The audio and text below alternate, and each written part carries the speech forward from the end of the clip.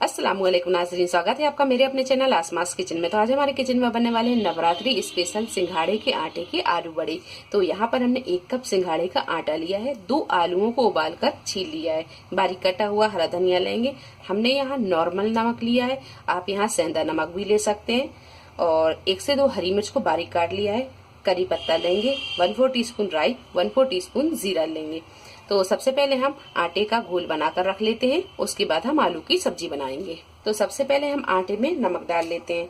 तो यहाँ हमने 1/2 टीस्पून नमक लिया है, ये डाल देंगे। थोड़ा सा डाल देंगे बारीक कटा हुआ हरा धनिया। थोड़ा थोड़ा सा हम पानी डालेंगे और जिस तरह हम पकौड़ों का घोल तैयार करते हैं वैसा ही घोल हम तैयार कर लेंगे। आटे को हमने ना ज्यादा गाढ़ा रखा है और ना ज्यादा पतला रखा है। आप इसकी कंसिस्टेंसी देख सकते हैं कि ये इस तरह की है। अब रखेंगे हम इसे एक तरफ और सब्जी की तैयारी कर लेते हैं। आलू को हम कद्दूकस कर लेते हैं। आलू को हमने यहाँ कद्दूकस कर लिया है। अब बना लेते हैं हम इसकी सब्जी। पैन में हमने यहाँ 1 टीस्पून के करीब ऑयल को गर्म कर लिया है। अब डालेंगे हम इसमें राई और जीरा। राई और जीरा जब थोड़ा सा तड़क जाए तो अब हरी मिर्च और करी पत्ता। मिर्च जब थोड़ी सी फ्राई हो जाए तो अब डाल देंगे इसमें कद्दूकस किया हुआ आलू। 1/2 टीस्पून डाल देंगे हम नमक। नमक आप अपने टेस्ट के हिसाब से कम ज्यादा कर सकते हैं। अच्छी तरह मिक्स कर लेंगे। 3 से 4 मिनट आलूओं को पकाने के बाद में अब डालेंगे हम इसमें बारीक कटा हुआ हरा धनिया। तो आलूओं को हमने यहाँ 3 से 4 मिनट अच्छी तरह पका लिया है। अब कर देंगे गैस को बंद और इसे कर लेंगे हम ठंडा।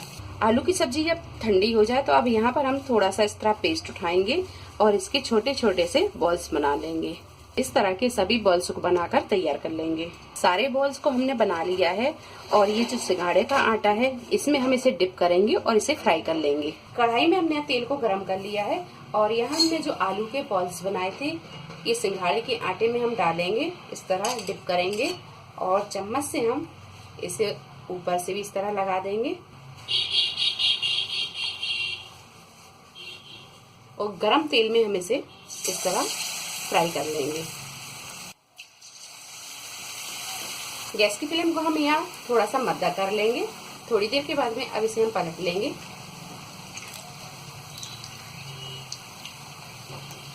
और इन्हें हम हल्का गोल्डन ब्राउन होने तक फ्राई कर लेंगे। गैस की फ्लेम को हम यहाँ मीडियम टू हाई पर ही रखेंगे और जब ये गोल्डन ब्राउन हो जाए तो अब इन्हें हम निकाल लेंगे।